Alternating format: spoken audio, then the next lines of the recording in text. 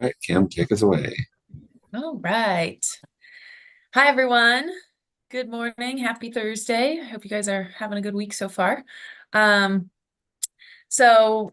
we are excited to convene on our 15th meeting for the Energy Code Board to specifically talk about and dive into proposals related to R405, R406, and to wrap up our home size discussion with you all today. So I'll just get us going. Our meeting objectives are to, as I just said, review, discuss, and straw poll the board on a few of the board specific proposals for R405 and R406. And then we would like to share the survey results with you guys for the home size survey and get some further direction from you guys on code changes as they relate to the results of that home size survey. And note that that conversation will be specific to R405 and R406, continuing with our theme of the day. So how it shakes out in our agenda, we'll do our quick approval of meeting minutes, and then we'll move on to our R405 proposals to start with. We'll move next to R406. And then we will discuss the home size survey results and have a home size discussion relative to R405 and R406. So one thing I did want to note as we move into today's session with the R405 and R406 proposals on the front end of this meeting, please be considering that home size will come later, and that conversation is going to come at the end of the meeting, and we'll stay focused just on sort of the fundamental changes proposed by board members as we look at those proposals. And then I'll just quickly review this slide. You guys have seen it a couple times, but just keeping it in here for consistency. Just a reminder that we expect you all to be consistently checking and reviewing the public comments submitted through the CEO's public comment form. And if you guys would like to bring any of those forward or discuss them in the meeting, that it is you all's responsibility to let Adam and I know. So nothing's changed there, but just a quick reminder. Alrighty. So I think we're ready to move to the approval of meeting minutes. And so we're looking to approve the meeting minutes from meeting 14. And I'll see if there's a board motion to approve the minutes. I'll motion to approve. Second. Ron, thank you, Kristen. All in favor of approving meeting 14 meeting minutes, please say aye. Aye. Aye. Aye. And any board members opposing meeting 14 meeting minutes, please say nay. Okay, awesome. So meeting minutes from meeting 14 are approved, and we will post those on CEO's website shortly. All right, so let's just jump into it today.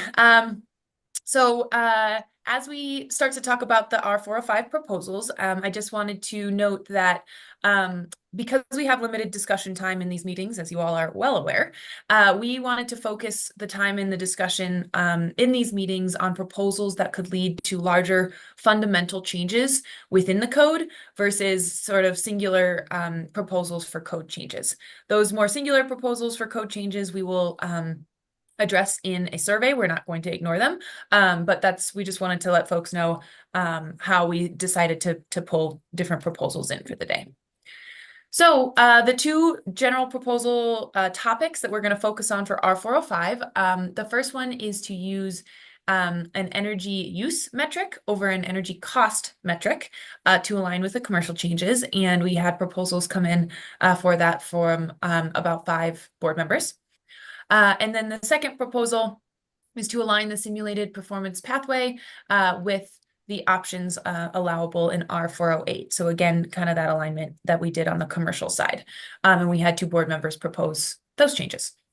And then there were other topics that did come up for R405, and I just wanted to note that we are aware of these. We see them, we see you all, and we will be following up on these in the survey. And so these were, you can see them listed on the slide here, and hopefully you all had a chance to look at those as part of your pre-work today.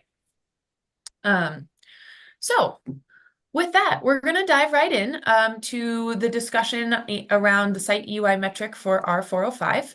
And as we have in previous meetings, we're going to go through and allow each board member who submitted this proposal to speak for about a minute on why they submitted this proposal, anything that they want to share with the board related to it. we'll go through all 5 board members who submitted the proposal first, and then we'll jump into board discussion, and we'll end with a straw poll vote. So with that, I think I will turn it over to the first of our board members who submitted a proposal in this regard, and that is Elizabeth. So Elizabeth, you've got around 1 minute. Sure. Yeah, it's a little bit already there in R 405.2, but listed as exceptions. So under number 3, and I don't know if you want to bring the code up, Kim, if you happen to have that handy so people can see how this reads. The way that the modeling protocol reads is blah, blah, blah, blah, blah, comply by energy cost, 85% of the standard reference design. Then there's 2 exceptions. One exception is to comply via site energy, and one of them is to comply via source energy. So we sort of have this built in a little bit, but it's kind of hidden. So, if the board wanted to look at this and expand on this to make it, either more of the standard modeling protocol versus an exception, I just wanted to bring that up for discussion. I think, we could also leave it there, and, that option is open to people. That's all really. Awesome. Thanks, Elizabeth. And Carolyn, yeah, we'll have time for one quick question. Yeah, no, I'm 100% on board with this. I think my question would be like, could we just swap the 2 and have the cost be the main and the site use be the main, and then the others could be the exceptions, to just amplify that? And is that one of the other proposals that's coming? Yeah, Carolyn, I think let's let the other board members propose, but let's put a pin in that question. I think it's a really good one, and we'll come back to it when we jump into discussion. Kristen. I just wanted to say that I think this board has been really consistent on its preference for site energy, so I would support the sentiment of trying to prioritize that. And this might be coming up later, but we really need to change that source multiplier for electricity. That is based on a very dirty electricity grid. Thanks. Thanks, Kristen. Okay, cool. So let's continue on through our board proposals for the energy use metric. And Kristen, you are up next, so I will just pass it right back to you. Oh, well, that basically says it. The source energy that you saw there is set at 2.5. That's a lot higher. That's a pretty significant penalty for using electricity and could discourage electrification. So I was just suggesting that we look at what Colorado's grid is going to be like and choose a more appropriate multiplier, if source energy even remains in this. Thanks, Kristen. Elizabeth? Yeah, to that point, I thought about this quite a lot. Even though I totally agree with you, Kristen, I think that's not a Colorado representative number. The way that this methodology works is that the fuel source of your baseline is always the same as your proposed design. So if you have a heat pump in your design, you have a heat pump in your baseline. So it's ironic, but using source energy when you're demonstrating electricity savings may actually look better than if we are to use a site energy metric, which is weird. But I think that, I thought about, should we strike this section? I think we should maybe leave it, because I think it will actually do the opposite of what you're thinking, just because it's a fuel-based baseline. Now I have some thoughts about what the baseline should be. That's in a different proposal, but we could come back to that. But I don't actually think it would inhibit an electrification. So there's no way help. that someone could say that their baseline has gas and then they consider, okay, all right. That's correct. Well, that's a really good point. I appreciate you bringing that up. Wonderful. Thank you both. Okay, so we'll move on to our third proposal, which actually I don't believe Kim is on the call today, so we'll just share what she shared in her comment. Kim is advocating to debias this section with revisions, such as those proposed by RMI by setting a site-based EUI target in R405. Alternatively, they could set the standard reference design baseline model to use a fossil fuel appliance and then require a % reduction from that baseline for the design model to achieve. And then the set % reduction would be on site energy versus energy cost. So again, I think kind of in line with a lot of what a lot of our other board members are sharing for R405. Okie dokie, our next board proposal is Will and Adam, and I think Will's on the horn today, so Will, I'll pass it to you.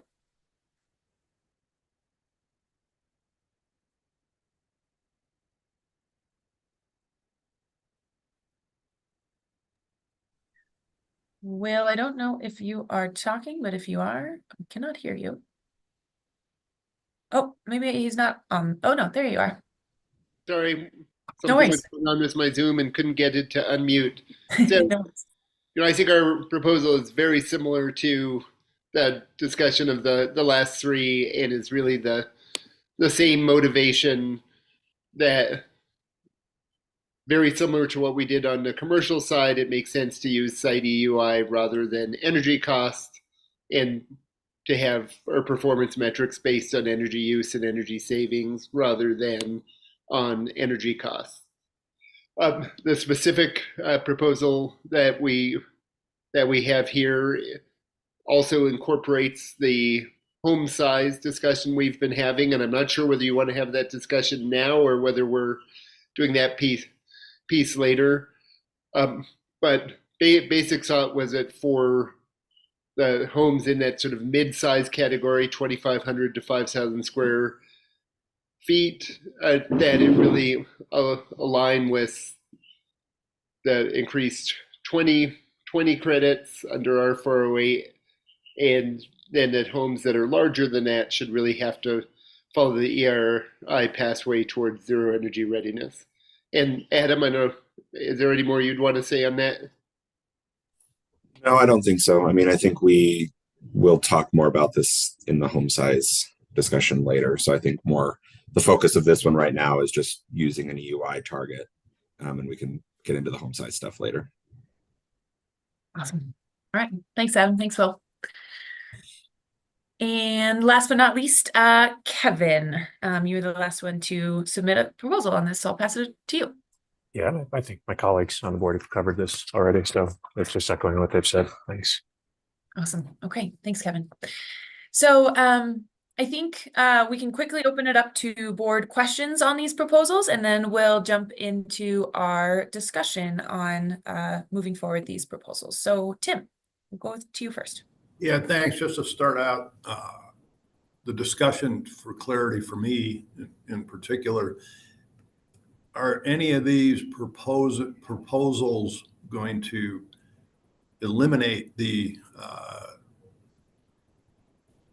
energy cost portion and just stay with the site, or would it be flip-flopping and creating that as an exception? My read is that that's open for discussion, Tim. Based on what the couple of the board members shared, it sounds like folks are open to swapping out, the main metric and leaving energy costs as an exception, or there may be board members who want to eliminate that as an option. So I'll let those who had those proposals. Okay, can I just tag one more question? Please? Then? Can Yeah. you remind me what we ended up proposing on the commercial side? Was it the same thing, eliminate? On the commercial side, it was to, eliminate the energy cost metric entirely. And I know we asked a follow-up question on that in the commercial code follow-up survey. So Adam, I don't know if you've taken a dig through those results. I believe the board agreed to, in the follow-up survey, include, basically take what was in C407 for energy cost and include it as an optional appendix. So if a jurisdiction wants to adopt that as an alternative pathway, they can. But that it's not going to be in the performance path on its own. Okay, so it would end up being an appendix which could be adopted separately. Yes. So we could, as a board, do something similar so we have consistency between residential and commercial. Yeah. I mean, we could Thank you. either, I think the option is you could either do that, or you could do, I think what Elizabeth was suggesting, which is just kind of flip flop the exceptions. Because part of the challenge with commercial is that site energy was not originally included as an exception for commercial, where it is included in the exceptions for residential. And so I think in residential, it's easier to just flip things around potentially than it was in the commercial side. Okay, but except the difference would be on the commercial side, a jurisdiction would have to make a separate action when adoption, taking it to our council to adopt that appendix, whereas on the residential side, it would be embedded. So it's not exact, it would not be exactly the same. That could be the case if the board decided just to flip-flop things. If the board decides to remove energy cost and include it as an appendix in the residential side, that's an option too. Which we can at explore that point, that action would then be consistency between the two. Correct. The way I would read that. Thank you. Thank you, Tim. Good questions. Rob, we'll go to you next.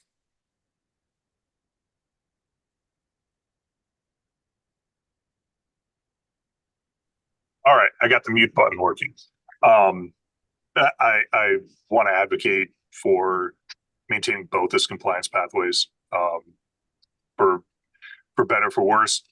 I think cost is going to be cost needs to be it needs to be an allowable factor. If we want to switch them around or try to indicate that we prefer EUI versus cost, I think I can tolerate that, but I think it's important to keep both as permissible pathways. Okay. Yeah, thank you, Rob. Elizabeth.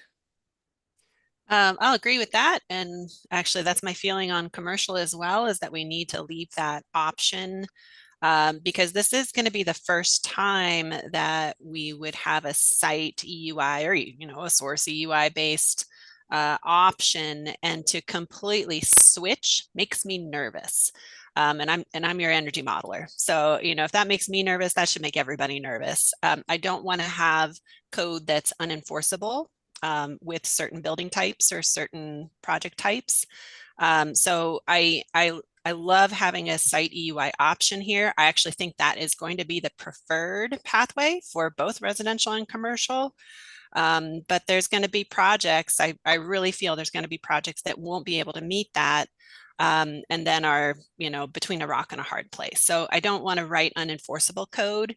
I do still want to leave some options for those projects that just can't do the other option for whatever reason. Okay. Yeah, thanks, Elizabeth. Adam. I'm just going to offer that I think, some of the commercial code decisions for the first draft of the code that we're putting out have been made. And so I don't know that we can go back at this point, Elizabeth, and change that now. But if the board decides that, we want to include energy cost as a compliance pathway here, rather than as like a completely separate appendix that you could adopt, in theory, the board could always go back in a subsequent discussion and decision to change their opinion on whether or not it's an appendix or as an actual compliance pathway in commercial. So just all that I'm bringing up is that there's opportunities to revisit this discussion for commercial later. Thanks, Adam. Tom. Also wanted to advocate for a cost compliance pathway. Just based on the affordability argument, I'm currently shopping for a cold climate heat pump for my house. And it's the second most efficient one that we're looking at. And for my house, it's a 40% increase in the cost to heat my house. If I like to do that, that's great. That's my decision. But if the utility raised the rates by 40%, I think it would make the news. Yeah. Thanks, Tom. Andrew. Could you restate what you believe the EUI definition to be? Because my understanding is that's a per square foot. And I don't recall that ever being expressed in the residential world ever. Yeah, so Andrew, you can see hopefully you guys can see the code on the screen here.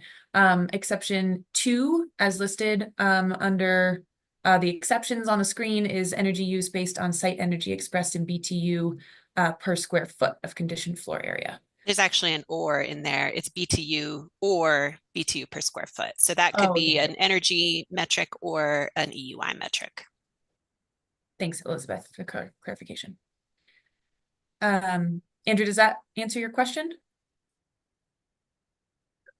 It does in part that for those that have used the prescriptive or performance or the HERS index, the EUI is just not something that builders have operated in that arena, and to try and impose that upon a residential industry, it's a different shift and a focus, and almost eliminates the need. Why even have a per square foot if one's going to have a EUI per square foot? So it does, but it still complicates this, imposing it or putting it in. I'd rather not have it in there and leave it the way it is.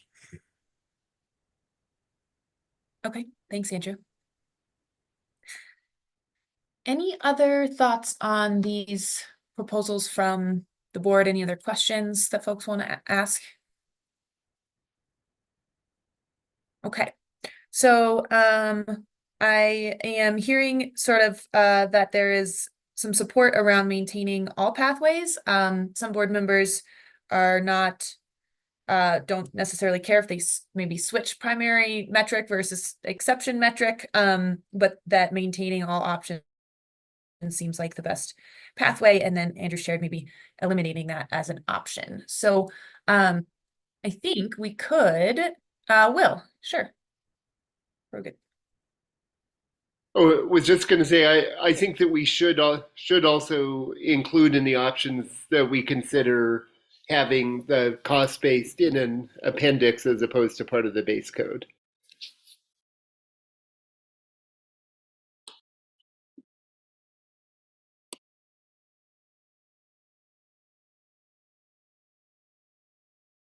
Sorry, started talking and I was muted.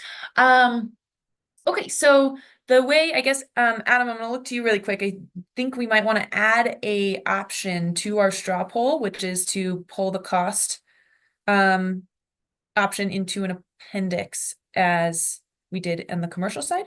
So maybe scroll to the straw poll question. So I think maybe if the board ends up selecting B, I think we could maybe have a follow-up question, because I'd rather not add another option to a question that already has 4 options.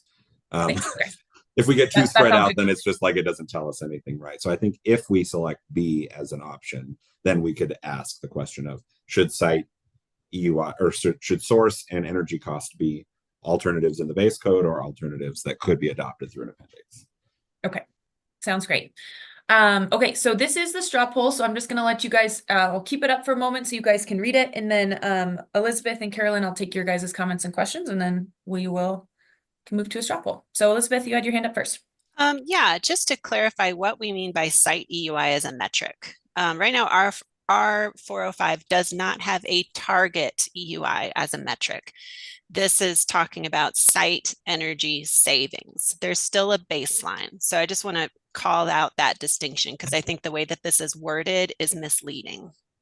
Okay, I appreciate that. And this is why we have a board of experts to help us with these types of things.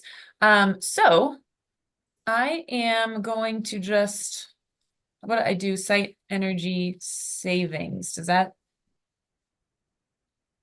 Is this capturing? Yeah, I think that's correct. Okay. Yeah, for all of the current options in R405, there's always a baseline. Okay, thank you. Site energy savings. Okay. I appreciate that, Elizabeth. Carolyn. I had a question for Elizabeth. And I might have missed this in the discussion because I had a momentary distraction. I apologize. But you made the comment earlier and around making sure that there's a pathway for buildings to comply, that we could end up with one that struggles to comply by this pathway. And since this is the residential code, I was trying to think through what one of those could be, and I was wondering if you had a thought or could put some color to what we might encounter where site energy savings isn't feasible for a specific project, just to kind of ground me in which of A or B I want to lean towards? Yeah, it's a great question. We have there's just so many different instances of building types that sometimes it's like we can't think of everything. There could be buildings without cooling. And if there is no cooling, then you can't demonstrate any cooling savings. There could be buildings that are renovations that simply don't have the ability to comply with the code because they're limited by what's already on site. So the existing building section, or sometimes adaptive reuse, we have challenges there. There, obviously there's, I'd say, less instances in the residential section and a lot more in the commercial section, which is I'm more worried about this in the commercial section. Commercial, and I'm sorry, I'm going to get a little off topic, but commercial buildings, there's not electric or heat pump options for all equipment types yet. So we're even more limited over there. But it's more like, even if the cost-based metric gets used 1 out of 1,000 times for, that, 0.1% of projects that don't have the option, I still think there's value in making people think about this and evaluating things on a holistic basis rather than just using the prescriptive path. So I want to leave that door open because I think there is still benefit in having people do modeling and evaluate these options. And I think then it would encourage people to say, oh, we could comply by energy cost, but look how much easier it is to comply by energy savings.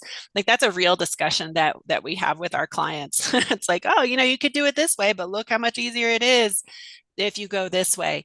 And that does work. It's a little bit of a, I guess, carrot versus stick, but I like options for that. I apologize reason. for my ignorance here, but using your example of the mountain home that doesn't have cooling, can you explain how the cost metric pathway solves for that? Oh, it's more that as as the energy model has less end uses that we can impact, and I think there's going to be a little discussion on this when we talk about what is the baseline, and because we have some questions there.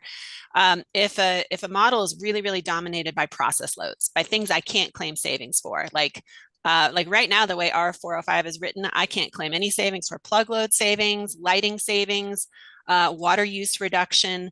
So, to then achieve 15% savings or 20% savings, I may have a building that's 60% process loads. So I can't get there. And there's some challenges with that.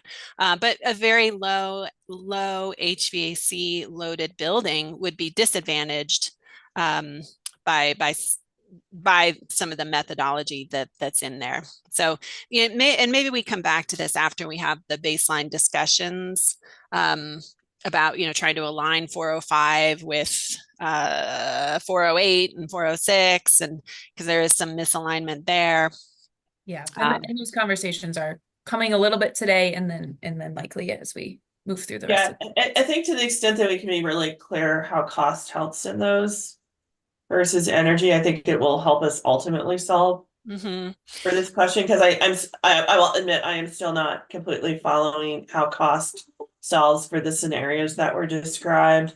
Yeah, and another example is projects that have propane. So propane has a different site energy use, obviously, but the cost becomes much higher on a per BTU basis. So then things actually flip flop. So then cost of propane reduction when that's your heating source is extremely dominant, and that's real. If our mountain communities can want to comply or show better compliance by reducing their propane use, like that's great, and that's real, and those cost savings actually will be greater than the site energy savings. Okay, thanks, Carolyn, and thanks, Elizabeth, for that follow-up. I'll go to Tim, and then we'll go Ron. Thank you. So from these comments that Elizabeth has brought up with the maintain or proposing to maintain the two options in the body of the code on the residential side kind of goes back to the just initial decision that the board did to do it in an appendix on the commercial side.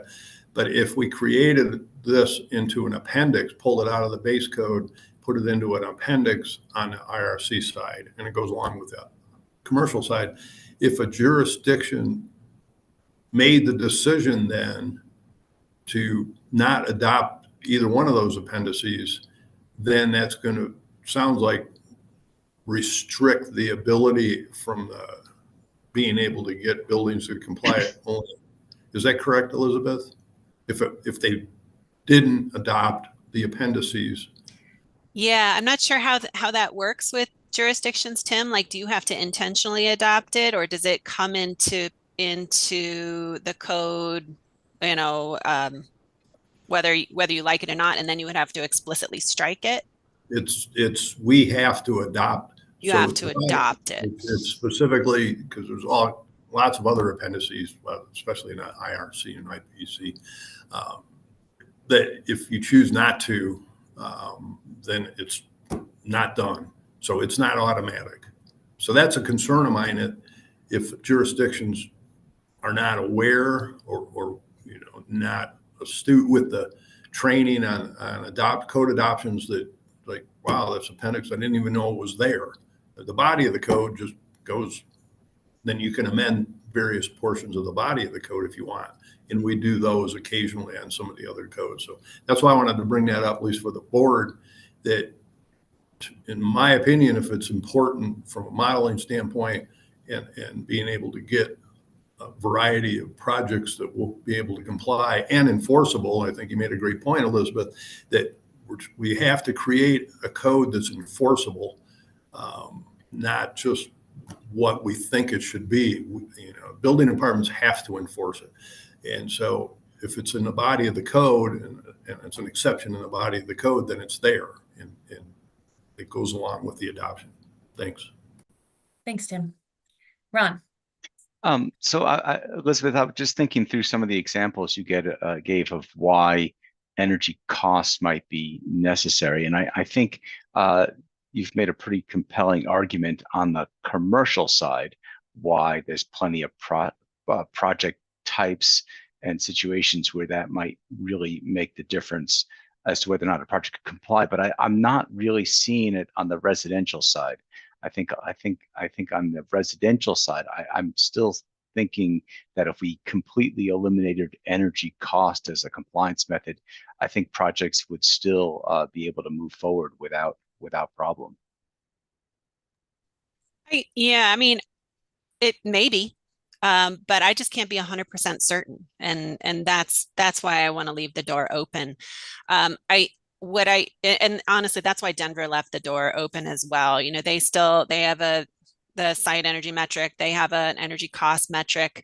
So far, 95% of our projects have used the site energy metric, but I've got one that needs to use the energy cost metric, and it's a major renovation.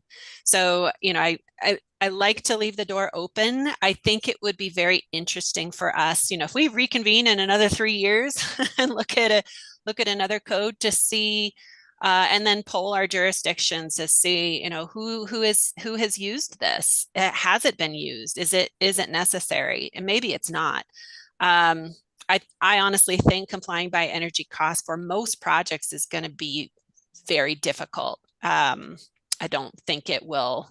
I doubt it would be used, but I don't know. I can't be 100% certain that it wouldn't be. So I think that the site energy and maybe even the source energy metrics are going to be 99% of the time the preferred pathway. And honestly, I think it would be the easier pathway. I don't see energy cost as being like a get out of jail free card, but I just don't want to completely flip flop, because again, we have never used a site energy metric for residential before, so we don't know. And I don't want to completely change course yet. I think that needs to be a more gradual change. Yeah, I mean, if we're talking about a situation where there's the possibility of a rare exception where a project can't comply, there's always the ability for the building official to address that as a case-by-case basis under the modification provisions under the code. So if we're talking about some unusual situation, the code already has provisions to allow for that, especially in the case of a remodel project where maybe the existing conditions are inherently troublesome. So, I'm not saying I'm dead set against including energy costs, but I'm really not seeing why it provides us much advantage on the residential side. Yeah, I mean, Thanks. leaving things to jurisdiction though, that's not good code policy. Like we have to create those words. Yeah. Oh, thanks, guys. I'm gonna Rob, I'll let you share your final thought, and then I do need to move us along so we stay on agenda Yeah, today. So I'll just be a second here, and if site EUI works for Denver, works for the greater metro, works for Boulder, terrific, go with it. We have to, this is a statewide code. We have to make sure this is going to work in the entire state. thanks, Rob. Okay, so with that, really great discussion. In, sharing questions, sharing their thoughts, and a couple comments in the chat just to call attention to. So we are going to move on to the straw poll that you guys see on the screen. And so the question at hand is, does the board want to include site energy savings? Excuse me. Does the board want to include site energy savings as a metric for compliance in R405? So our options are, yes, use site energy savings as the only metric for compliance. Option B is use site energy savings as the primary metric for compliance, but allow energy cost and or source energy as the alternatives. Keep our 405 the way that it is, where energy cost is the primary metric and site with site and source energy savings as the alternative. And then our last option here is if folks really don't want the site energy savings as an allowable metric, we can that is for option D.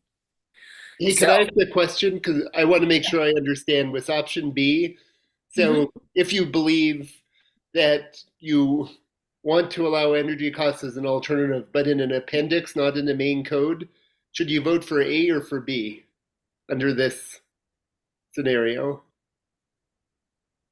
I would suggest voting for B, and then we can do a follow-up of, does the alternative for energy cost and source energy live in the base code or in an appendix? Okay, thank you for the clarification. Thanks for that question, Will. Good clarification. Okay, so we'll go ahead and do a hand raised straw poll.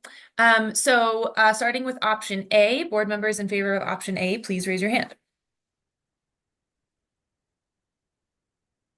Okay, I see 0 hands raised for option A. Option B, if board members would like to vote for option B, please raise your hand now. All right, and I'm just counting really quick. And all right, so I've got 11 hands raised for option B. Thank you guys, you can lower your hands. Option C, if board members would like to keep R405 the way that it is, please raise your hand now. Okay, I see 2 hands raised for option C. Thank you all. And if anyone would like to vote for option D to remove site energy savings as a metric, please raise your hand now. Okay, I see 0 hands raised for option D. So with 11 votes for option B, this means we will move forward with site energy savings as the primary metric for compliance, but still allow energy cost or source energy as an alternative. We don't have a slide for this, but Adam, do you think we should do the straw poll for the appendix or not? Yeah, I think we can just do one is base code, like first question base code, second question appendix or whatever, or second option. Okay, awesome. So apologies that there won't be a visual for this question, but we'll try to lay it out very cleanly. So if board members would like to keep energy costs in the base code, I will have you vote for option 1. Option 1 equals base code. If you'd like that energy cost compliance option to be moved into an appendix, like we did on the commercial side, that will be option 2. So option 2 is an appendix. Option 1, keep it in the base code. Option 2, move it to appendix. So let us vote. If board members would like to keep the energy cost option in the base code, please raise your hand.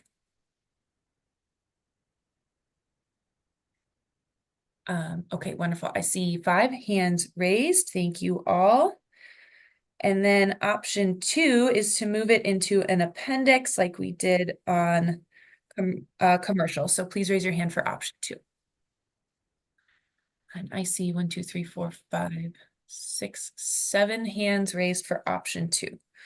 Okay, so option 2 represents the majority, where we would move energy costs into an appendix to align, kind of what we did on the commercial side.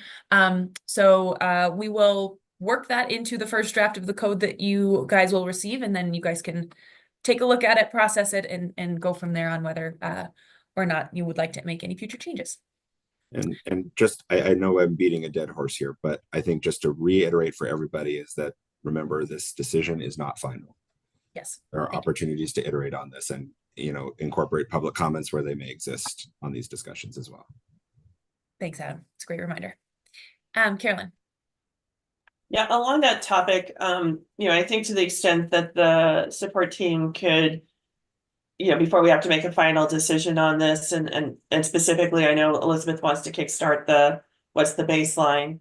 I think it would be helpful to better understand the implications to some of the scenarios of concern that Elizabeth articulated and others did in the chat around where the percent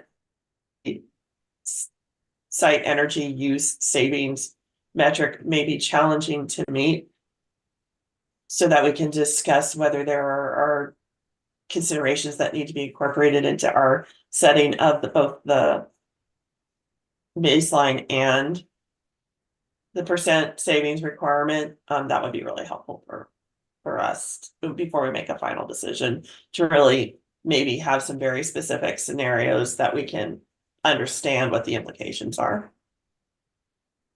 Okay. Thanks, Carolyn. We'll think about when and how we to make sure the board is well informed before final decisions are made in this regard. Okay, so I'm going to move us quickly to our next topic for R405, and I just want to flag we're about 10 minutes behind schedule. So as we move forward, board members, please keep your comments concise. So the next 2 proposals came from Kevin and Elizabeth to align basically, well, I'm not going to try to describe it because Elizabeth, I know you're just going to say it way better than me. So I'm going to pass it to Elizabeth first to share her proposal, and then we'll go Kevin next.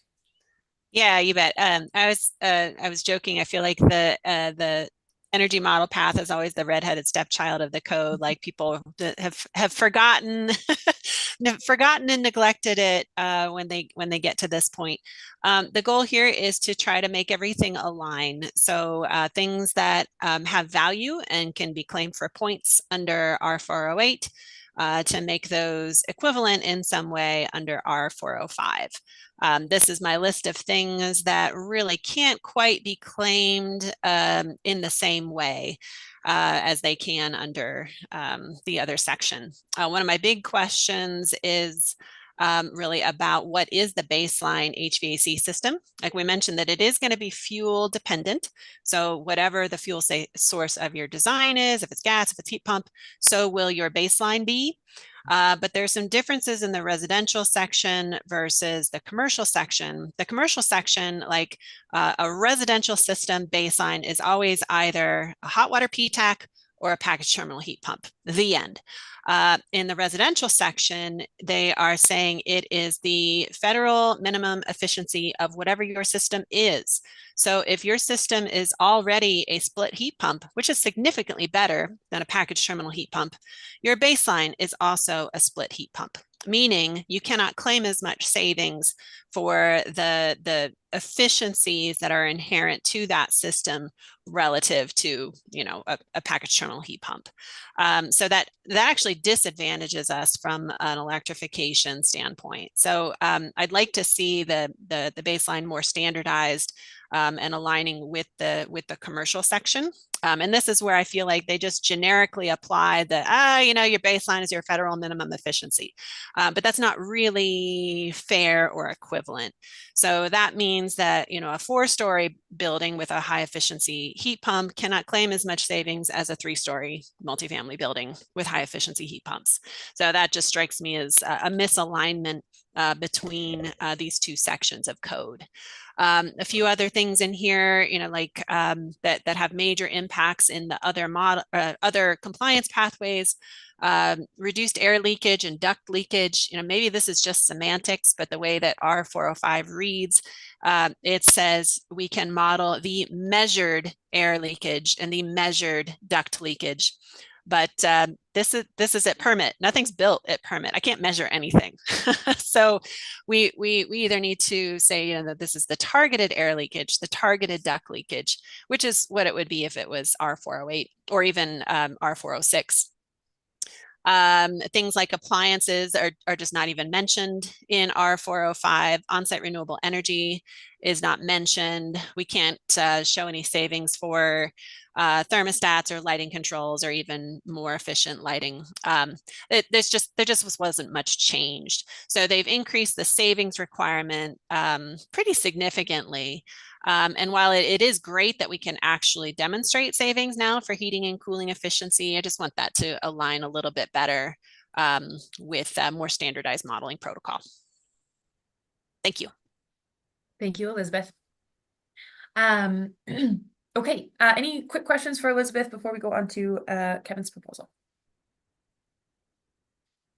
Okay, I'm seeing no hands. So Kevin, I'll pass it over to you.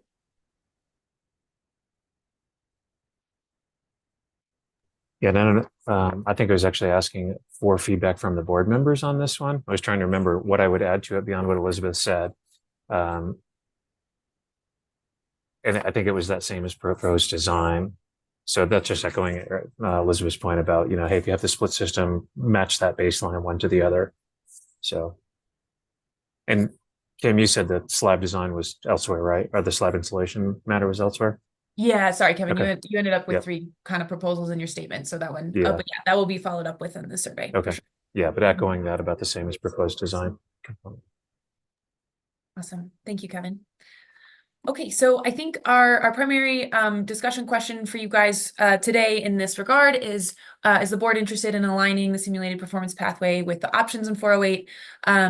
Elizabeth called out a couple of other areas that I think are worth noting. The equipment baselining and making sure that that is more aligned with the commercial side of the code, as well as some semantics around duct and air leakage measured versus targeted.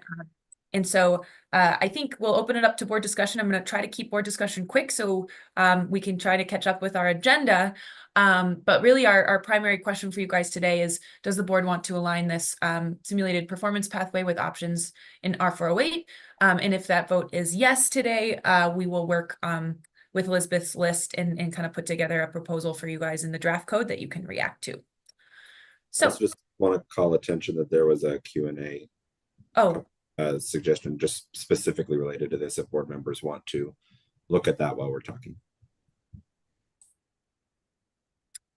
Adam, do you want to just share, if you've had the chance to read it, just elaborate on what it is here? Sure. Basically just saying there's concern over you know, if you allow other trade-offs or a lot of other elements that are allowable under R408 to be credited, you could potentially trade off building envelope efficiency, whereas in the prescriptive path, there are minimum prescriptive envelope requirements that you can't trade off by using these additional credits in R408. So that's all that it's just flagging, is that was a concern. I'm not saying whether it should be a concern or not for us. I'm just saying that that's what they said. Thank you, Adam. Okay, so we'll go to board discussion and comments. And Andrew, I'll start with you. Elizabeth, Andrew, if you could conceptually, or if anybody else could, if R408 has options, to what extent do you believe that those options cannot already be considered in the performance pathway? Is the inference that they cannot be currently considered? Because R408 sets more thresholds to achieve to consider. I didn't think the performance pathway had thresholds such as R408 has. So how might you look at that? Yeah, not thresholds per se, just as well, just as the modeling protocol itself does not allow any differences between a baseline and proposed. For example, there is a metric with how you define your internal loads, which are plug loads and lighting.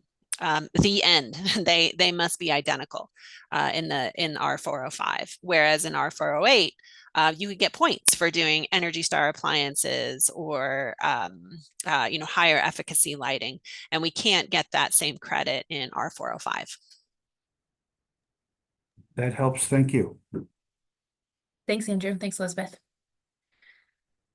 Okay. Any other questions or comments from the board? If not, I think we'll move on to the straw poll. Kim, I might also ask too if there are any if there would be any interest in adding like a different option to this question, just to say like we could consider aligning some of those, but perhaps not all of those that were on Elizabeth's long list. If anybody would be interested in having that as an option to vote on, just curious. If not, then we can keep with these options. And then we could, if the answer is yes, we do want that option, then we could follow up in a survey on what that looks like. But just curious if that's of interest to anybody, seeing as this is a pretty stark yes or no question right now. Well, and Adam, what I might recommend rather than opening that can of worms now is if we vote yes here, that we work through the list Elizabeth provided and get it in the first draft, and then allow the board to spend time with it, looking at it and reflecting on it at that point to provide recommended changes. Sure, that makes sense too. Thanks. Thanks, Adam. Elizabeth? Yeah, I just wanted to add in one other comment for the Q&A concern about allowing, or the concern that this might allow envelope to get worse. There is a backstop. Our 405.2 number 2 says the proposed total building thermal envelope has to be less than or equal to the prescriptive U factors and F factors from the prescriptive pathway. So we can do plus or minus on the envelope, but we cannot have a deficient envelope under R405.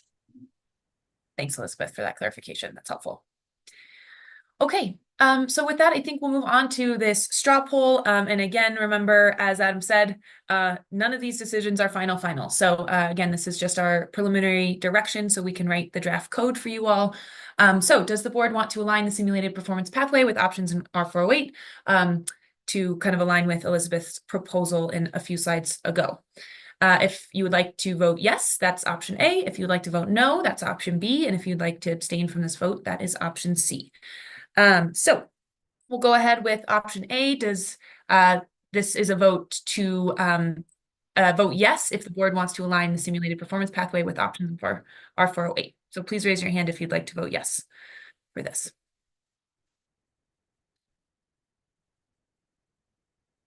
Okay, I see 10 hands. Thank you all. You guys can lower your hands. So 10 votes for yes. If you would not like to align the simulated performance pathway with options in R408, which is a vote no, this would keep R405 the same that it is today. Please raise your hand now. Okay, I see 2 votes for no. Thank you, guys. You can lower your hands. And then if you would like to abstain from this vote, please raise your hand. Okay, thanks. I see 1 abstain. So with that vote, that's 10 yeses, 2 noes, 1 abstain. So the majority is leaning yes on this. So we will work to integrate this change into the draft code for you all to react to. All right.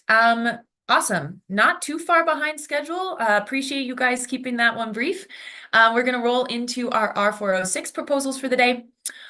So there are two primary proposals we're going to discuss. And then again, I wanted to just flag that there are other proposals that were submitted that will be followed up with in our residential survey. So the first proposals were related to striking the on-site power production requirements in R406, and then removing the rec retention section. So all kind of related to the renewable energy and how it's managed in R406.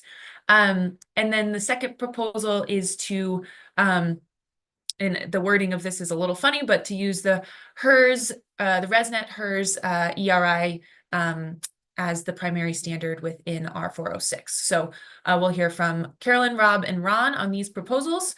The other proposals that we are not going to jump into today, but will be asked about in the survey are from Kim and Rob. And so again, we'll hopefully you guys had a chance to take a look at those in our survey response documents, and we'll follow up with those in the survey. So we'll start with on-site power production and RECs. And first up, we've got Rob. So Rob, I'll pass the floor to you to share your proposal. Sorry, I think it kind of speaks for itself.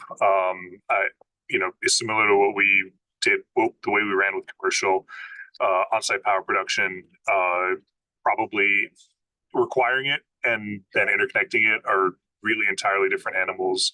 And as a result, I don't think it should be included in the model code. If it belongs anywhere, it belongs as an appendix for communities that choose to go this direction. Awesome. Thank you, Rob. Any quick questions for Rob on his proposal before we move on to Carolyn's? Oh, yep, Tim. Yeah, thank you. And I'm not an energy code expert by any stretch of the imagination, but so I have a non-technical question with this proposal.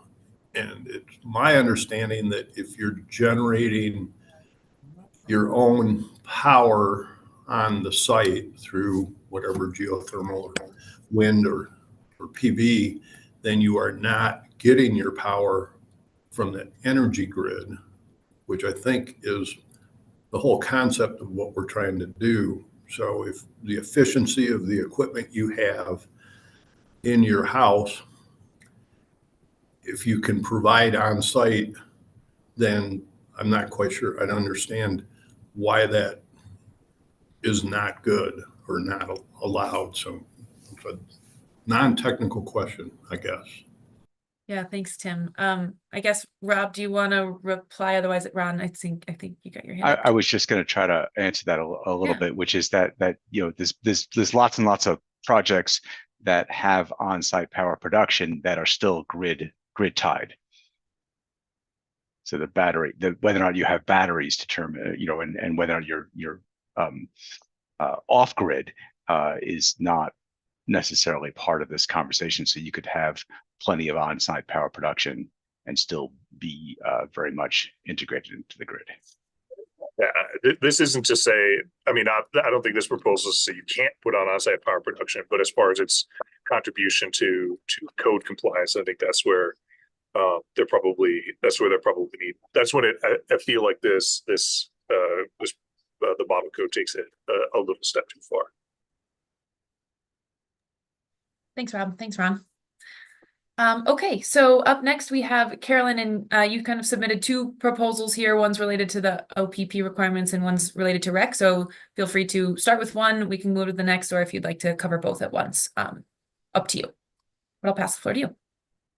Yeah, so consistent but slightly different from the discussion we just had with Rob's. I don't believe that OPP should be required under our code, but I do believe that OPP can be credited where it's appropriate as providing some of the compliance benefit, provided that we have a backstop of pre-OPP that doesn't sacrifice kind of the envelope and other benefits. So I do think that OPP does deliver efficiency savings. yes, it's still grid tied, but we also know that when there's alignment with energy usage, it's an efficiency benefit. So I don't think we should negate that benefit, but I don't think we should require that OPP be included. So I think it's more structured. And then go back up one.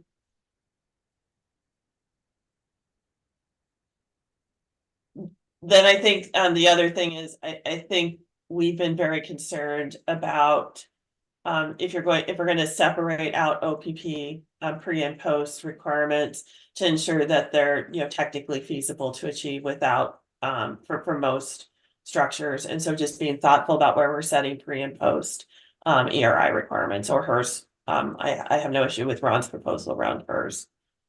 Next one. And then for sure, and this is consistent with the conversation in the commercial code, rec retention provides no meaningful impact on our energy code and is not something that should be included in our code as far as the requirement goes. I'm always happy to talk about this, but I think we've been consistently landing on that we don't want to tackle the rec topic and requirements in our code. Awesome. Thank you, Carolyn. So I will move to the discussion questions. I'll just pose them to the board, and then I may pull up the code just so you guys can visualize what we're talking about here. So folks have a good sense of like what these tables look like with the pre and post OPP ERI scores. First, I'll go over to Will. Yeah, I have a question, and maybe a question for David Banis on the rec issue. I was just looking back at the legislative language, and there was a section that says that we have to ensure that any renewable energy measures used to ensure that a home or commercial building is compliant with the code, that any renewable energy credits generated may not be double counted between compliance with this section and there's some statutory sites that I think are basically the electric sector requirements. I know that in the context of the building performance standards, the way that was interpreted was that in order for renewable energy to be used for compliance with BPS, that the building owner did have to retain the recs, or the utility had to retire them on behalf of the building owner, so that that renewables could not also be contributing to the accounting for the electric sector. And I'm just sort of curious, trying to understand what that statutory language means for Carolyn's proposal. So. Yeah. That's a great question, Will. I'd hesitate to give you an off-the-cuff response to it without looking at all those statutory provisions. But that said, I think we're talking apples and oranges.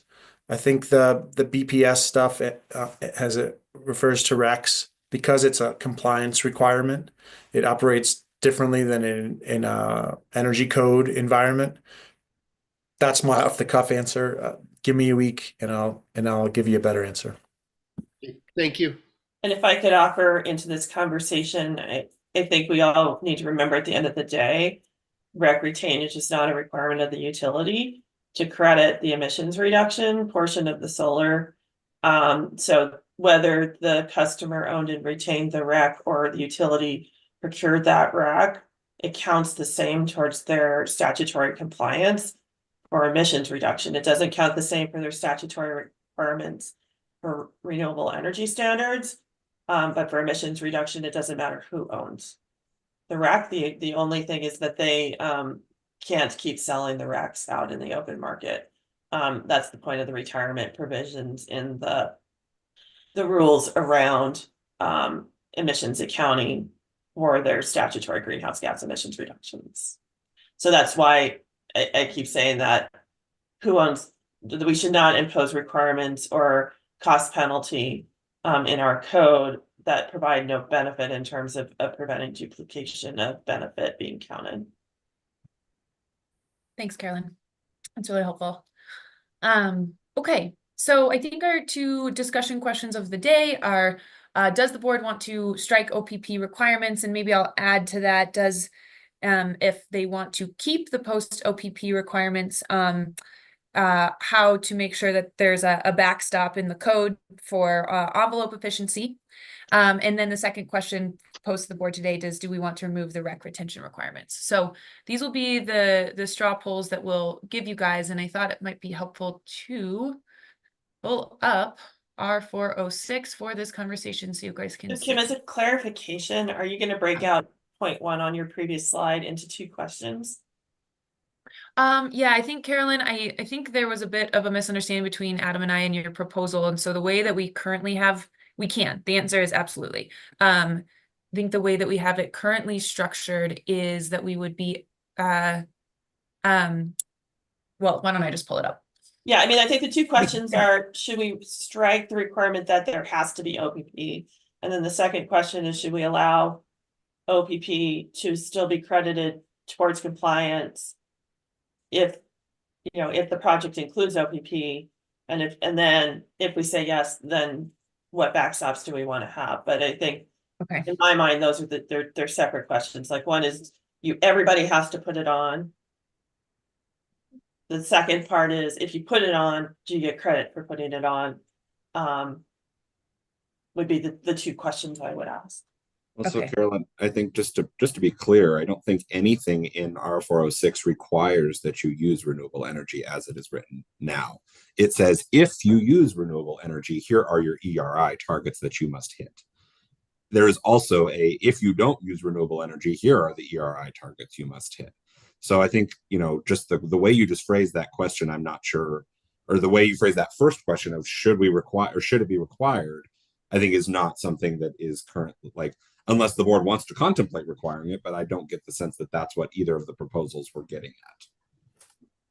It is not currently required, though. Yeah, and I think it's a little bit of this interpretation of, I think I think it is a little bit unclear, and then I know that there's some consideration of the subsequent appendices.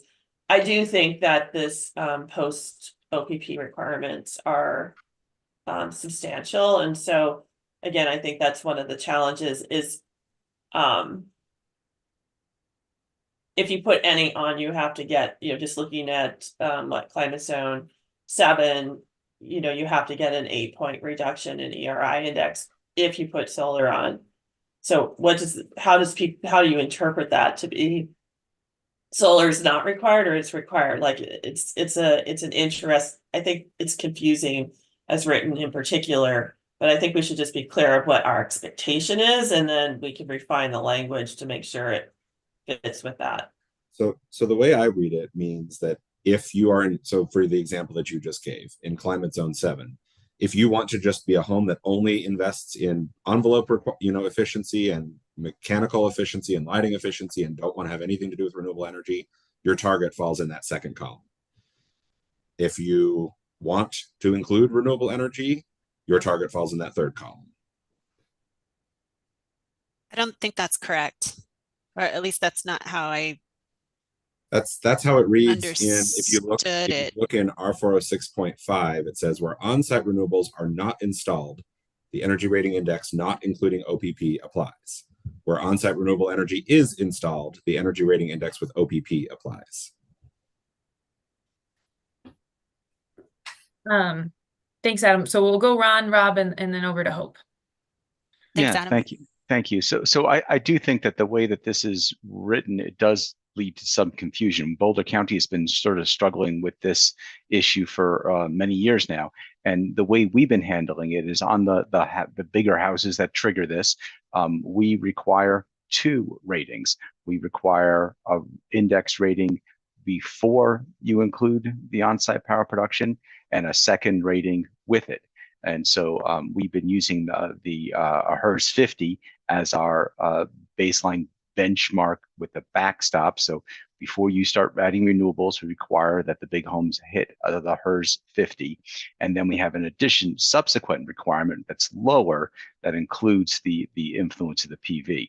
So it automatically has that backstop. It gives us a lot of control over the project. It gives the owners a lot of ability, of flexibility of how they achieve it. But there is no way to comply with the code by just building a mediocre envelope and applying a large PV system. That won't get you there, because you have to demonstrate that you hit that HERS 50 before the effect of the PV. The way this chart as it stands is structured, I could build a pretty poor envelope, put a giant PV system on that has, I figured out some, financing trick that allowed me to do that without a lot of upfront costs. And I could achieve, in climate zone 5, that HERS 43, even though I might have a house that barely meets the 2006 energy code as the baseline. So it's a problem the way this is currently structured. Thank you, Ron, for that. Rob. So kind of building a little bit on Ron's point, I think that there's above this, there is a backstop that requires it to be no more than 15% worse than the model, than the prescriptive what the prescriptive table allows. So I don't think you can go all the way back to 2006. You can go to, again, the reason I made these proposals we're going to discuss later is it's about 15% worse than 24 is about 2018. So you can go back to 2018. I think if we scroll back down to the table, if we're saying you have to have a minimum ERI before you can add solar, why not make the minimum ERI in the climate zones we work in, 54, 53, 52. And then I think that kind of unilaterally, then you can add solar on top of it, but it creates the backstop then becomes the ERI without OPP, and then OPP becomes entirely voluntary after that. Mexico does not have a TRM, correct? Thanks, Rob. That's helpful. Ron? I would just say that one of the things about that way the backstop is structured here, I think you might be right, Rob, that there is that backstop there. I don't think most jurisdictions are going to have the ability or effort to actually enforce that. I don't think anyone is going to go back and try to figure out how it fits with that, because one of the benefits of the jurisdiction of using the ERI pathway is that they don't have to look at all those details. They don't have to require it on the drawings. They don't have to inspect for it. So because that's all being covered by the energy rater. And so that backstop method might be there. And I think technically you're right.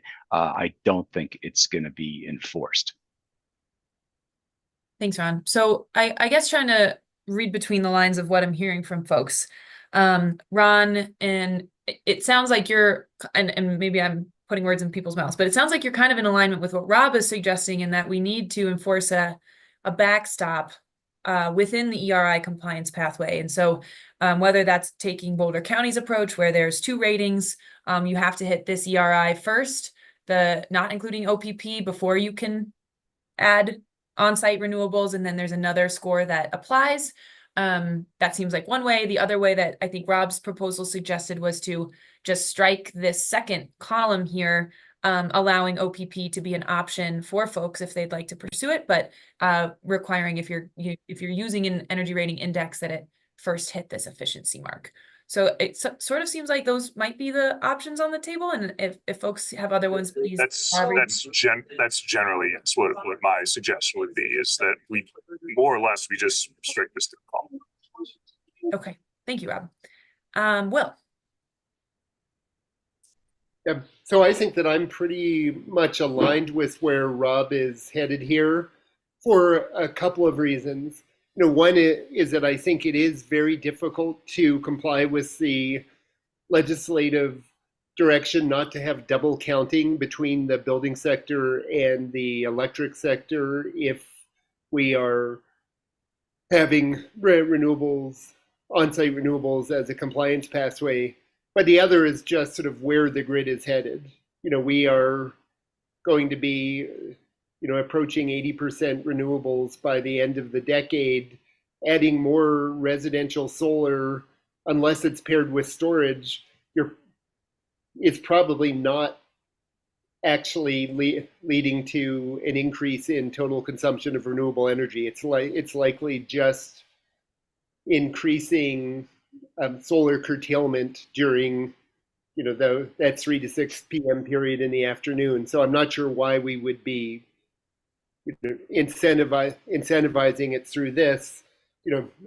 If there was a way of incentivizing it where it was paired with storage, I think there's real value there. But just as standalone renewables, I don't think it's bringing a lot of incremental value. So I support Rob's approach here for those reasons. Thanks, Will. Any other thoughts or questions on the OPP piece of this?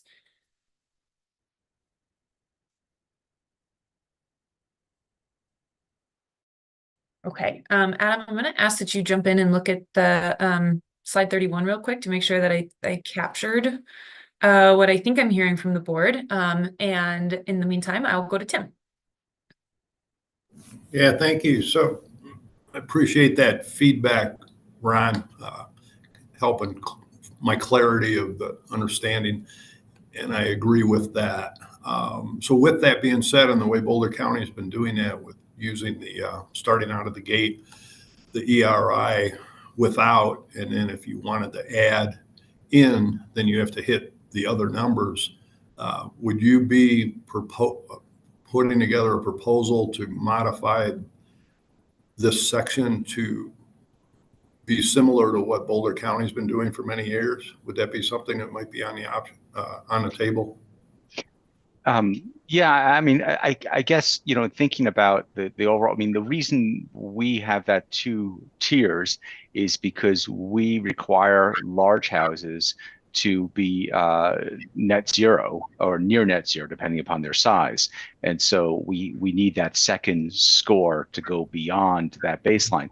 If we're instructed to not go more aggressively than what this code is, right? So we're bound to within the stringency that's already established here. So I think that I think maybe the best plan is just, as been suggested, is just to remove that third column on this chart. So we just simply have an ERI target that must be achieved, and you can't use PV to get there. I think that would, for many reasons, that might be the simplest and most straightforward approach. Again, keeping in mind what Will just said about the electric grid, that's actually causing Boulder County to rethink a little bit about what we're doing in our next code cycle. So I think we're going to tie it to buildings that are 100% electric. So if you're still burning combustion fuels, that'll be a little bit of a different story. But if you have a 100% electric home with, let's call it a HERS score of 50, I think we're good to go, because then the greening of the grid will take care of the rest. So I think all that said, I think maybe just striking that last column in this chart is the simplest and most straightforward approach. Or the other option would be to add language to mimic what you're doing and say you need to meet the middle column, and then that next column is what you need to hit, which is not as aggressive as Boulder County, but it's aggressive. And that's a pretty simple fix if we wanted to do that too in the base language of this. To require the compliance with both of these numbers on this chart. Correct. Yeah, I guess then it would fall to the attorneys to tell us, does that is that making this code more stringent? Are we allowed to do that? On an offhanded thinking of it, I would say yes, the jurisdictions would be allowed to require, because I think you're not making it more or less stringent from the state's perspective, because the efficiency backstop, the ERI backstop, would still apply regardless. If you want to set further, more stringent targets for buildings that use on-site renewable energy, I don't think that the state has a perspective on that one way or the other from the from a stringency perspective. So could we make it in our code that we're saying every jurisdiction must follow that you have to hit both numbers on this chart? In the state code or in the local code? In the state code. That's starting to talk. That's starting to get towards requiring solar. I think that yeah. Could we do it? Yes. I think the Okay. question is, should we do it? Yeah. So I mean, so giving each jurisdiction, they can look at this chart and adjust those numbers to be more stringent in all cases. Yeah. So I would say, for example, let's say the board agrees to remove that third column altogether, and the table is just the climate zone column and the ERI, not including on-site power production column. A jurisdiction could make those targets more stringent. You could reduce those ERI numbers. You could add a third column that says, if you use renewable energy, you must hit these targets. I think all that the state would care about from a stringency perspective is that you are not reducing the stringency of those backstop ERI targets. Yeah. Yeah, so that I would agree with that as being a reasonable approach is to put the essentially put the third column as an optional appendix, whether we publish it like that or not, but to maybe even in the guide that comes along with how to use this code, there could be a simple suggestion made that if a jurisdiction wanted to require renewables, they could do that by adding a third column to this. Good, thank you. And I think that, just to be clear, in alignment with what the board is saying, there would probably have to be some language in there that says renewable energy or on-site power production cannot contribute to that other number, that second column number. Because if we're removing all references to OPP, then it wouldn't say it one way or the other. So I think that the board, if what I'm hearing from the board is if that recommendation is followed, we would need to say explicitly that OPP cannot contribute to that ERI target. Yeah. Thank you, guys. Andrew, you've had your hand up for a minute, so I'm going to go over to you. You're going to lose me in a minute. I disagree with this concept and would support or vote to leave it as is if the vote occurs after I depart in a minute. Okay, thanks, Andrew. And I think with that, I feel like we are ready for a vote, and we've fixed this slide, so I'm just going to refresh here. And reshare. So in line with what I think we heard from the board, there are sort of four primary options for voting here. The first is to remove the third column and for ERI with OPP and its related references. I would add that if we do that, we clarify that the second column ERI score that we were just looking at could not include OPP. That's option A. Option B is require 2 scores for buildings that use on-site power production. The first must be hit, so that second column must be hit before OPP to make sure we've got that backstop, and the second applies only if OPP is included. So really there'd be 2 scores for buildings that pursue on-site power. If you don't, it's just that one score, just like the code is written. Option C is keep things the way that they are, don't change anything, and then option D is abstain. Rob. Real quick, I just want to mention that the language as it states right now already excludes OPP. So we don't have to make that a special call out. We already don't need to make that a special call out. Okay, thank you. All right, so again, reading the intention and throwing these bullets together really quickly, I hope that this you guys understand the intent of these options here. And again, as we always say, this is not a final vote. So we'll go through option A's through D with a quick straw poll. If board members would like to vote for option A to remove that third column, ERI with OPP and the references, please raise your hand.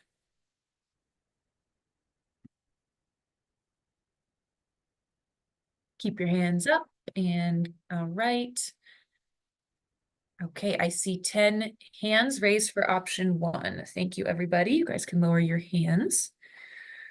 Okay, option B is requiring the 2 scores for buildings that go with OPP and making sure that they hit that first ERI backstop before the OPP is applied. If you'd like option B, please raise your hand.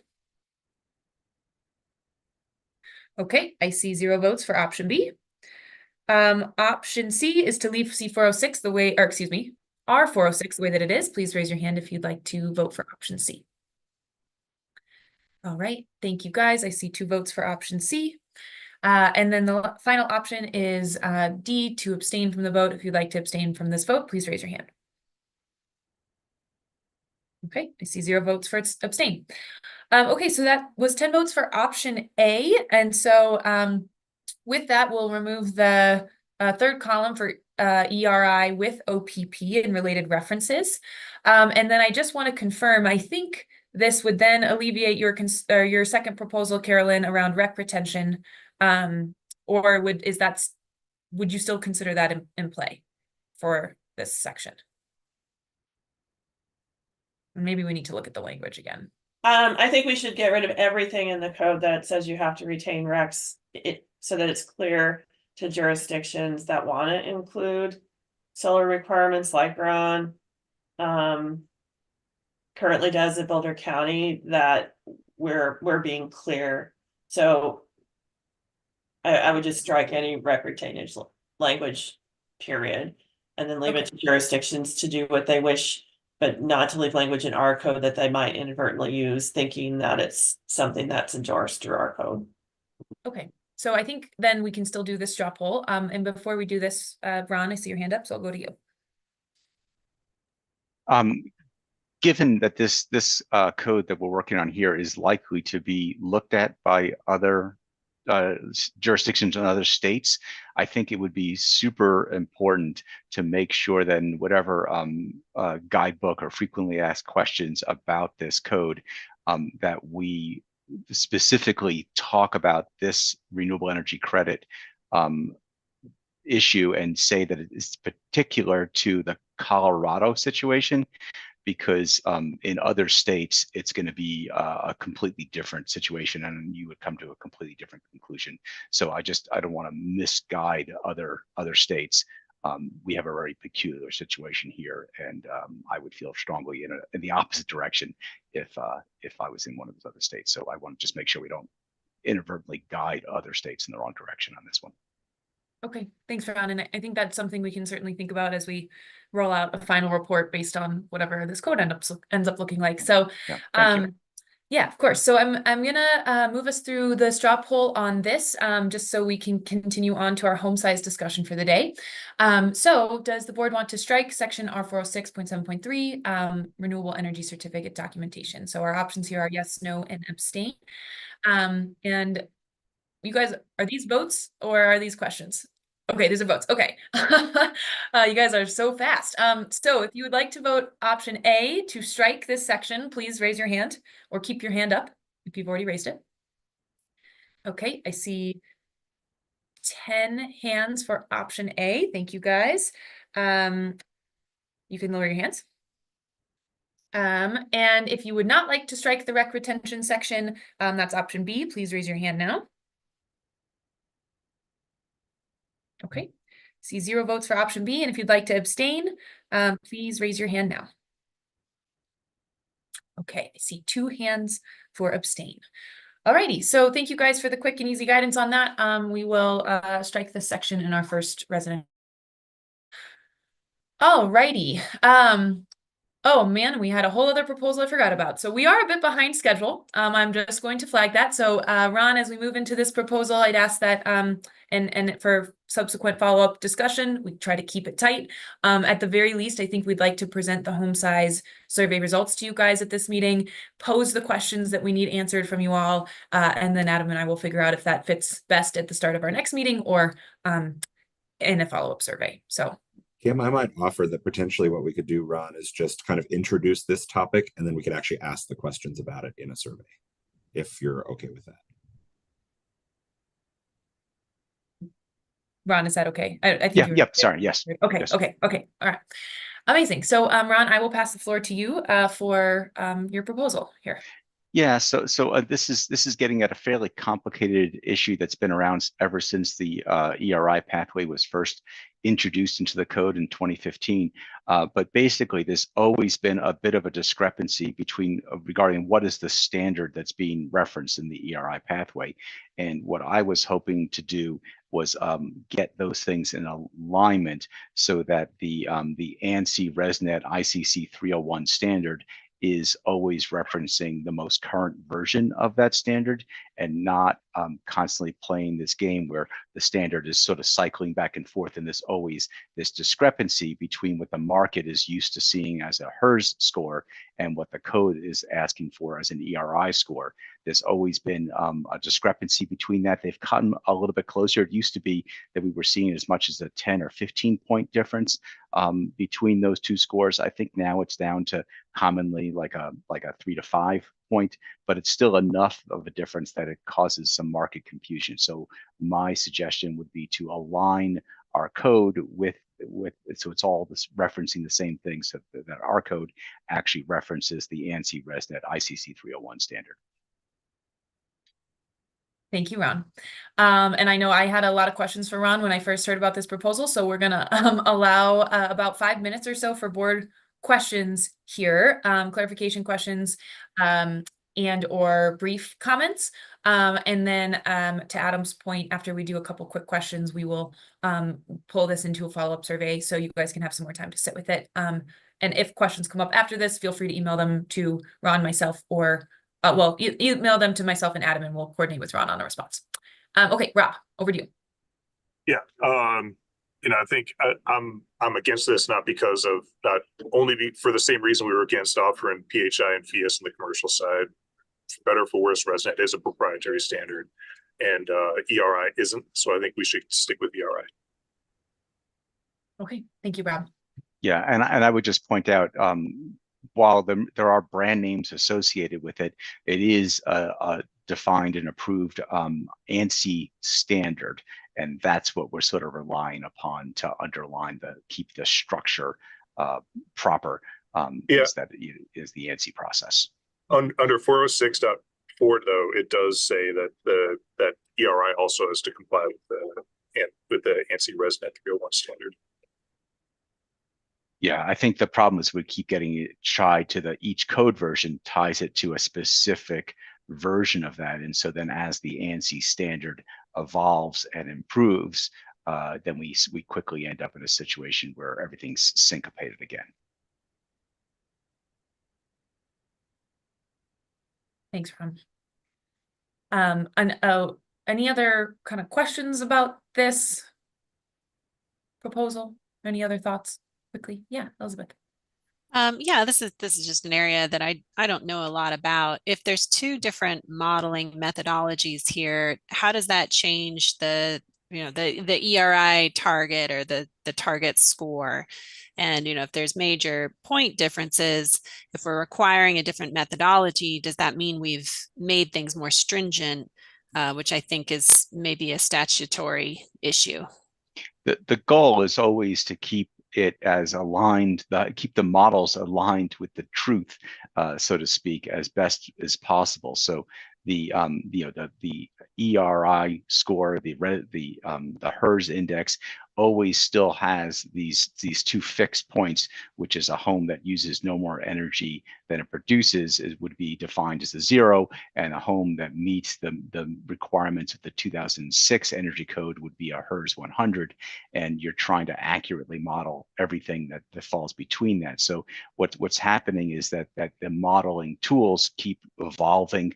They are both getting corrected based upon truth measurements based upon actual field measurements of energy consumption of a modeled house, and confirm that, plus better, more sophisticated ways to account for the efficiencies of mechanical systems and new kinds of mechanical systems. So I mean, there was a big change a number of years back when they moved the whole thing from a daily average temperature to hourly temperature models. So the goals of the ANSI ResNet ICC 301 standard is always to just make those modeling tools more and more accurate and usable in more and more situations, so it can actually capture what people are building and what people might build with the technology that's available. So it's always evolving, but it's always also not trying deliberately not to avoid making it more or less stringent. It's really just about trying to make it more accurate. I'm not sure that totally answers my question, though. I mean, if these are two different methodologies and I'm trying to model the same home in one versus the other, and if they're going to give me different scores under these different methodologies, how does that change what the code says? Like, if the code says I got to hit a score of 50 or whatever it is, and if I'm modeling in the in one protocol and it gives me a 50, and I model in the other and it gives me a 55, what does that mean for our targets? So I think what's been happening is that they're briefly aligned when the code is adopted, because the code adopts as it picks the version of there and it matches, and then it starts to drift as the ANSI process, because the ANSI process evolves, right? So the ANSI process has that continual evolution piece to it. So they keep working on it in the ANSI group, and then it starts to drift away. So then you get two scores. You can get a HERS index, that is what is historically what ResNet has used, and then you get the ERI score, which stays what it was and doesn't keep pace. So they sort of just drift apart, and then each code cycle they'll realign, and then they drift apart again. I guess that's a little concerning then if there's a moving target for modelers, and something that's true one year is no longer going to be true in different years. I mean, that it's a little bit of the energy cost issue, right? Like energy costs also change, and that's one of the reasons we've been trying to move away from that, is because that is variable. Meaning that a building that's code compliant one year would maybe not be code compliant another year. I'm not sure I quite understand how I mean, I understand we're trying to get accuracy, but this is about compliance as well. And if the target for compliance is a moving target, I'm not sure I love that idea. Thanks, Elizabeth. I'm gonna go to Rob because I see you've got your hand up and I'm feeling you're gonna have lots to contribute here. Yeah, sorry. So, Ron, you said there's a delta typically between ERI and HERS. Is HERS usually higher or lower than ERI? That's a good point. I'm not sure it's consistently in one direction or the other. Okay. Because if we're talking, like, if HERS is typically 3 to 5 points higher, we're talking about an we're talking about an ERI that requires, we're talking about ERI targets in the 50s. We're talking about we're talking about a 7 to 10% difference in energy efficiency between the two houses. Yeah. So I'd like to know which direction that tends to drift over time. Yeah, I don't think it's consistent. I think they just Hope just put in the chat that she believes that the HERS has been less stringent because of the ventilation rate issue. But I think some of the ventilation rate has been, that was a bigger difference that was there with, but there's still some difference in terms of how it deals with air infiltration. And I think to pile on to or to add to Elizabeth's point, if a builder is building the same house in consecutive years and one house meets the code and one house doesn't meet the code, I feel like that is a burden to builders. Carolyn, I'll go to you. Thanks, Rob. I'll go to you next.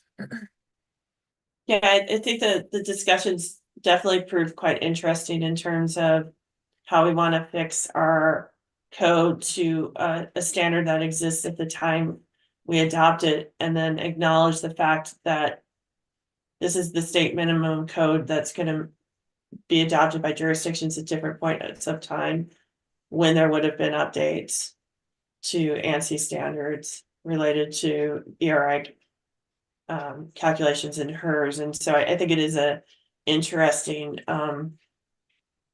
dilemma.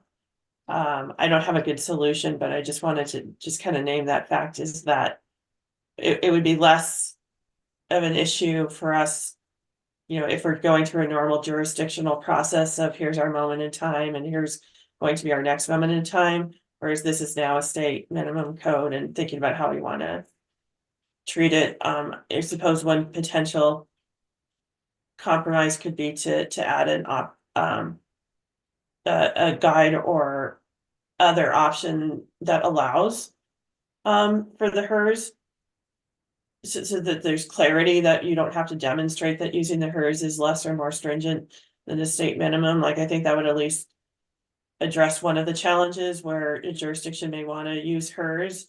But if the state minimum says it has to be ERI, what's the onus on the jurisdiction that wants to use HERS?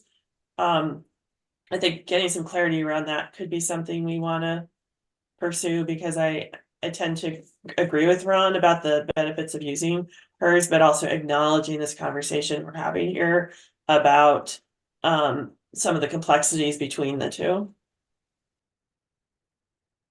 Yeah, I mean, to address the issue about the builders, I mean, this is something I was concerned about a long time ago when Boulder County started for some homes to require Energy Star as a certification process, and Energy Star has always evolved, and they're very deliberately becoming more stringent over time. So if we tell somebody, well, this is the code that we adopted in 2015 says you have to hit Energy Star, and then they build a house, and then 2 years later they build another house, that second house might need to meet a more stringent standard.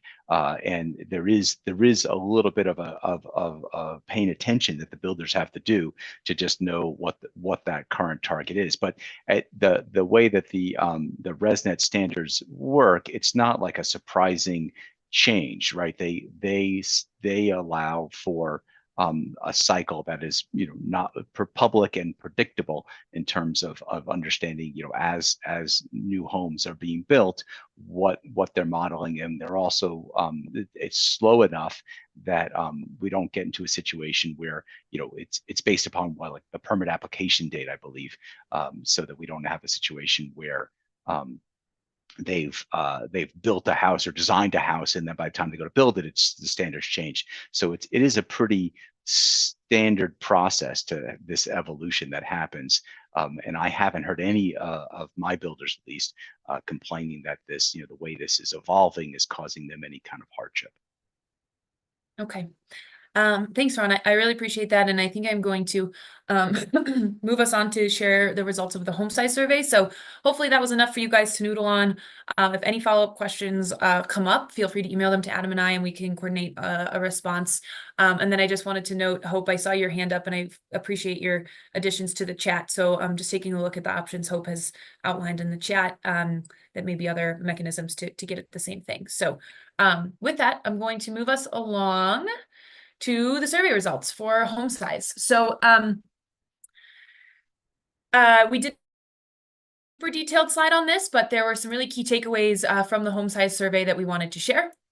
And so just to note and to remind the board how we pull decisions from surveys is that we look for the majority vote. So anything that receives a vote of higher than 50% to approve or disapprove these items is how we present these survey results to you all.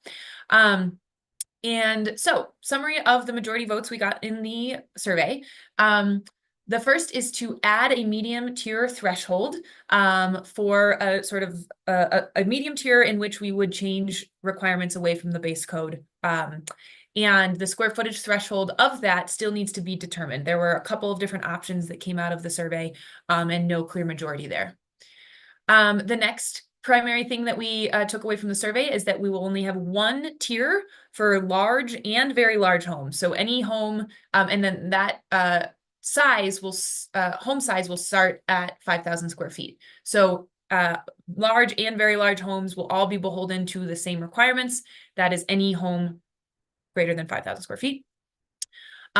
The sort of final key thing that we took away from the survey is that there was board consensus to require that homes greater than 5,000 square feet, so our large and very large, use the ERI compliance pathway via Appendix RC.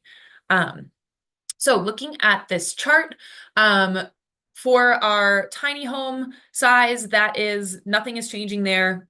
based on the results of this survey. So tiny homes are going to be what tiny homes are.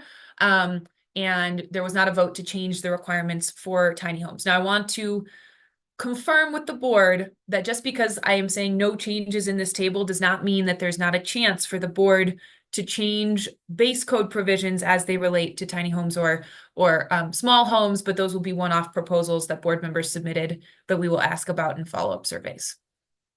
Again, our small home, which is not, is a category we created because there's now a medium home tier threshold, is anything from 0 to our to be determined medium home size square footage. And that home size will just be beholden to the base code and whatever changes to the base code you all decide to make. For medium homes, again, there was a vote to add this as a size threshold. It will be whatever starting size threshold the board decides, up to 5,000 square feet. And the board voted to make sure, I forgot to mention these ones, for our small, basically any home from 0 to 5,000 square feet can use any compliance pathway that they choose. And then when we look to the large and very large homes, the compliance pathway majority vote from the board was to restrict compliance to only ERI using Appendix RC, and that applies to homes 5,000 square feet or greater. So I guess with that, Carolyn, I see you have your hand up. Do you have a question? Yeah, I have a sort of question and comment. Just because I think looking at this table was a little confusing, and you sort of said it. You can't have a medium category and not also have a small category. So they're not that they don't come separate with each other. So I just wanted to name that, and then that obviously makes the way the filling out the survey happened a little bit confusing as far as some of your other questions around compliance pathways, et cetera, right? Because you're voting between different things. So I just wanted to name that, and I just wanted to articulate, because I was one of the no votes on tiny homes, and I saw some chat going on.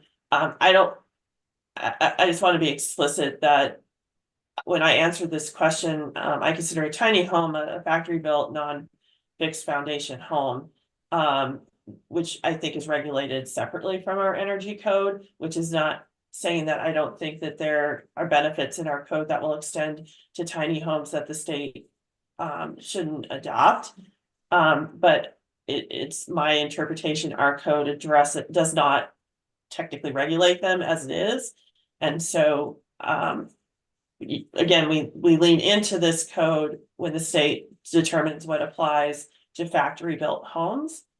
But from a jurisdictional perspective, the people who have to adopt this code, we don't regulate tiny homes.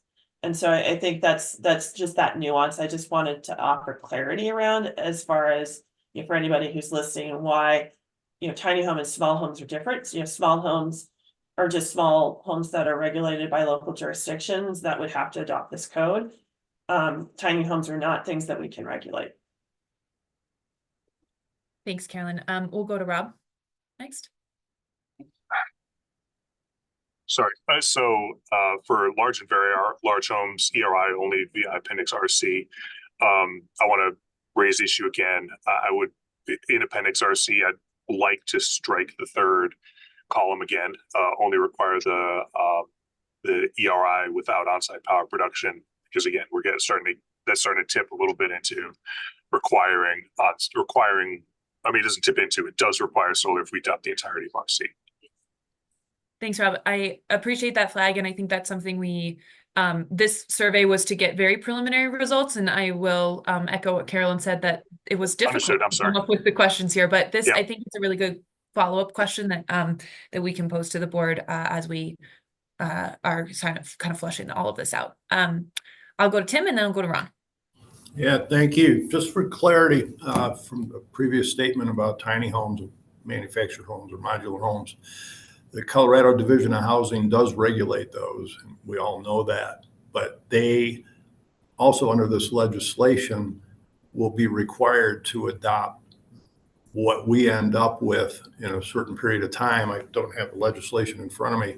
And currently, the Department of Housing, Division of Housing, is in the process of adopting taken to the board, housing board, to adopt the 2021 IECC along with the rest of the package.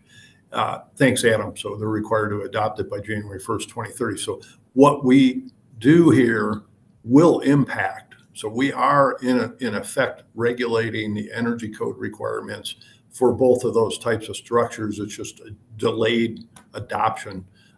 So just for clarity, it will encompass what we end up making a decision here, creating this code will be adopted, have to be adopted for those structures not built in Colorado, but brought in or built in Colorado and brought in. Thank you. Thanks, Tim. And if I may, Tim, I think my distinction is I felt that they fit under the small home category, which I did support including. So just as a clarification on my comment. Okay, thanks, Carolyn. And that is why we tried to ask about those two separately in the survey to try to distinguish that with the board. And based on the survey results, the board by majority was not interested in changing any requirements for tiny homes or homes, that don't hit that medium square footage threshold, which we're now calling small homes, outside of whatever is in the 2024 base code, and what you guys change within that base code. So I just want to make sure that everyone's on the understanding what we got for that survey result from the majority of the board. Ron and then Mo. Yeah, not to belabor this, but I think that the tiny home provisions still allow for site-built tiny homes that would fall under the IRC appendix that wouldn't be regulated, that would be regulated rather by the local jurisdiction in terms of how they build them. So you could build a tiny house under the IRC provisions that would still be just fully regulated by the local jurisdiction if it's built on site. Agreed. Thank you both. Mo? Yeah, great point, Ron, and also good points by Tim. Just also further clarify what the state regulates through the Division of Housing is a tiny home that's designed for long-term occupancy. So anybody that's talking about a park model as being a tiny home, that would not be under the state program. That'd be completely left up to the local jurisdiction, even if it was built off-site.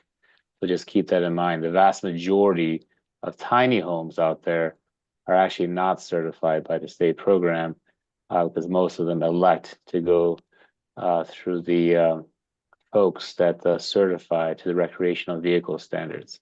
An important thing to keep in mind as well. Okay, thank you, Mo. So before we wrap up for the day, I think there's just a couple of questions and decisions based on the survey results that we need to make now as a board. And so because we're out of time today, Adam and I will figure out if we want to move this to our 3-hour meeting, which is going to be our next meeting, or put this in our follow-up survey. So the first thing we want to confirm, because interestingly, in the survey, there was a majority of board members that said they wanted to include a medium home size tier. Later in the survey, when we asked how folks wanted to change the requirements of that medium home size tier, we got very few responses. And so the first clarifying question we will ask the board when we have the time to do so is confirming that you all want a medium home size tier, which would be somewhere below 5,000 square feet and obviously above 0 square feet, right? So what is that medium tier threshold and do we want it? The second question is, what's the starting square footage for that medium square foot home? We in the survey results got 2,500 square feet, 3,000 square feet, or I think it was, let me just quick. Yeah, it was, sorry, it was 2,000 square feet, 2,500 square feet and 3,000 square feet as the starting point for that medium tier threshold. So be thinking about that in the world of what you would like to see happen for that medium square foot home threshold. And then the last question here is, okay, we know what we're doing. The tiny homes and the small homes are base code. The very large homes would be looking at Appendix RC. What do we want the medium tier to be? How do we want to change the requirements? And if, my question and thought for you guys is, if you don't want to change the requirements, then do we need this tier? And I think that's how that question 1 came up here for us, because folks were not sure how they did not demonstrate in the survey that they were sure how they wanted to change this. And then the last thing that I wanted to share is that the primary recommendation that did come out of the survey for changing the middle tier requirements was the use of Appendix RG. And so if board members want to take a look at Appendix RG and what it means, it does have stretch pathways for each of the compliance each of our compliance pathways are 405, 406, and 408. So those will be the questions coming to the board. I apologize that we're out of time to discuss it today. But those will be the things to noodle on, and all of these slides will be sent to you guys so you can revisit these questions as you're considering them offline. So with that, I'm going to move us on to our next steps. Meeting 16 is our next meeting, and it's Tuesday, October 1st. Remember, this is the meeting that we voted to extend to be 3 hours. So it's going to run from 11 a.m. to 2 p.m. Bring your lunches, bring your waters, make sure your brains are ready to fire. It'll be a long meeting. We'll have a break, but that's right over the lunch hour, so I want to recognize that. And the main topic is the R408 proposal, of which there were quite a few. So there will be pre-work, as there always is, to make sure you guys are reading and reviewing those proposals ahead of time. If you sent one of those proposals, you'll get an email from me asking you to prepare your proposal pitch. So more to come on that. We'll send out an agenda ahead of that meeting. Meeting minutes from this meeting will be sent out. We'll ask you guys to review those so we can vote to approve them at the start of the next meeting. And then we've mentioned this quite a bit today and in previous meetings, but there are quite a few residential code proposals that came through our residential survey that we're not going to have time to discuss in these meetings. So that includes things for R402, maybe some things for R403, although we will have a meeting focused on R403 coming up. R404, proposals we didn't get to for R405 and R406, anything in the chapter 5 of the residential code. So we'll be doing a full and thorough review of the proposals that came through that survey to make sure that this survey captures everything that we are not talking about. That survey is going to come to you guys pretty quickly because in short order, we'll have a few things for you guys to be reviewing offline. So on Monday, which is this coming Monday, September 23rd, we will send you that residential code survey and we'll give you all 2 full weeks to complete that survey. On the September 30th date, right before our next meeting, we're going to be sending you guys the model code survey, which is going to ask you guys if there's any changes you want to see to the model code. And then on October 1st, Adam will be sending you the first draft of the commercial code. So there's going to be a lot of things coming up for you guys. And that's why I just really wanted to emphasize if there's any chance you all can kind of dial in and focus your efforts on getting the residential survey done next week, it will clear up your plate for the coming surveys and code reviews that you will have. So I know it's a lot, but if we didn't think you could do it, we wouldn't ask you, and we really appreciate you all taking the time to do all of these things for us, so we make sure we end with a really good code. So that's, I think, enough for me for the day. I will stop sharing. I will say thank you guys for the great discussion. I feel like we made some really good progress today, so enjoy the rest of your weeks, and we'll talk to you guys soon. Thanks all. Thanks everyone. Thanks, everybody. Thanks.